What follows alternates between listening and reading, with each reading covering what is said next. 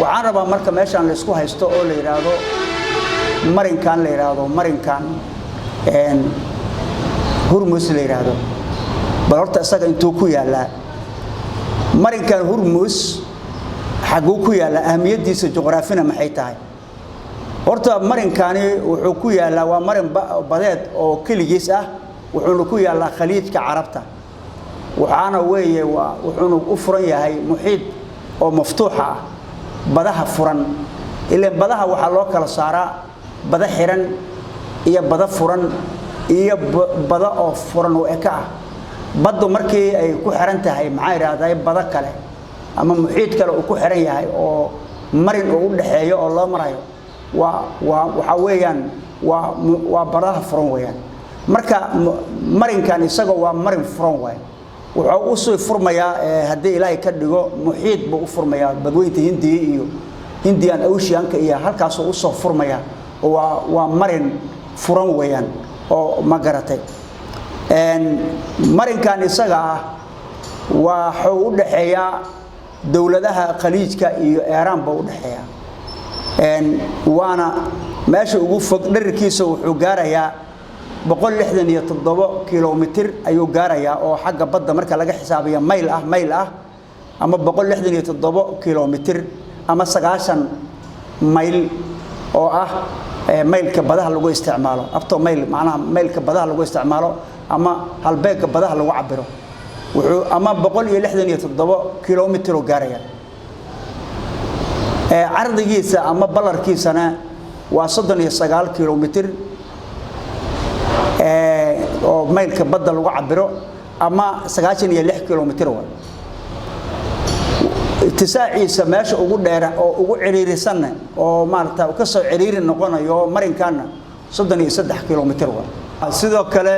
marinkan Hormuz la yiraahdo wuxuu ka mid yahay marinada oo muhiimka ah ee ku yaala dunida islaamka ama dawladaha islaamka ku yaala guud ahaan haday yihiin bari iyo waqooyi intaba marinkan Hormuz baa kamid waxa kamid marinka la yiraahdo Babul Mandab kamid waxa kamid kanaalka Suez baa kamid waxa kamid Jabal Daariq ayaa kamid waxa kamid Dardanel iyo Bosfor waxa kamid marinka ugu fog ee la yiraahdo Mulqa iyo Singapore oo xagga Indonesia iyo wadamadan koonfur bari Asia xigo marka marinadaas ayuu kamid yahay marinkan Hormuz la yiraahdo marinkan Hormuz sidiisaba wuxuu u dhaxeeyaa dawladaha gacanka khaliijka iyo Iran oo u dhaxeeya gaar ahaan Oman iyo Iran dawladaha khaliijka markaan leenahay waa 7 dawladood waya oo ma garatay oo halbowle u yahay marinkan isaga iyo dawladda Iran ayadana marinka ayadana muhiim u yahay waxa kamid Sacuudi Arabiya Imaaraadka kamid Saldanatul Oman kamid Kuwait kamid Qatar baa kamid Bahrain baa kamid hadii dawladahaasi oo dawladaha Carbeed la yiraahdo ilaa 7 ah ama dawladaha la yiraahdo Majlis Taawun al-Khaliiji la yiraahdo ama dawladaha iskaalmeynta taawunka macnaha ka dhaxeeyo oo Taawun al-Khaliiji la yiraahdo inta waxa si dheer Iraq iyo Iran si dheer oo iyadana muhiim u yahay marka wuxuu ku yaala mantiqad aad iyo aad muhiim u ah ayuu ku yaala wuxuuna leeyahay hanti oo nafta ah oo dabiici ah ayuu leeyahay marinkan runtii waana marinka ugu fog oo macnaha ugu wanaagsan adduunka oo doomaha ay maraan waaye doomo badan baa maalintii maro runtii marka laga hadlayana ardigiisa iyo ballarkiisa iyo muhiimadda uu leeyahayna aad iyo aadan ugu soo hadalnay marinkan marka isaga ah Hormuz la yiraahdo wuxuu leeyahay waxa lagu tiriyaa marinada ugu muhiimsan oo dunida isku xiro oo muhiim ka yahay wuxuu leeyahay ahmiyad dhaqaale oo aad iyo aad u weyn tusaale ahaan waxa lagu tilmaamaa inuu yahay halbowlaha daaqada caalamka tamarta caalamka ay marto shidaalka iyo gaaska dabiiciga iyo waxa soo dhan ay maraan ama laga soo dhoofiyo wadamada khaliijka ha dhoofiyaano ama adduunyada inteeda kale iyo Iran iyo Iraq iyo hadhoofiyane ama adduunyada inteeda kale ha u kala maraaneen waxa la leeyahay maalintii waxa marto naftada caalamka 20% dunida ay isticmaalaan ama 25% ayaa maraa la leeyahay marka markii la xiray 25% ayaa hoos u dhacday maalintii markii marinka la xiray 25% naftada caalamka ayaa qiimaheeda sare u kacay marka iyo gaaska dabiiciga intaba marka marinadan marka marinkan hadii uu xirmo maxaa badiil ah oo dawladahan Carbeed iyo Iran intaba iyada ruuxeeda saameyn bay ku leedahay maxaa badiil u ah dawladahan khaliijka yiraahdo shidaalka qaado waxay sameysteen badiil wax u dhigmo waxa kamida marka tubooyin oo lagu qaadayo naftada lagu qaadayo fajiir kala meesha la yiraahdo laga qaadayo oo imaaraadka ah naftadii waa la wada Abu Dhabi la marsiinaya ilaa fajiir ilaa ma garatay bahrul arab laga geeyo waxa kale oo jiro kala tuba la yiraahdo anabib la yiraahdo qadul anabib habshaan oo kale ayaa laga qaadaya naftadii waa la wadaya ilaa fajiir la geynaya waxa kale oo kamid ah sharqiga laga qaadaya bariga galbeedka sacuudiga laga qaadaya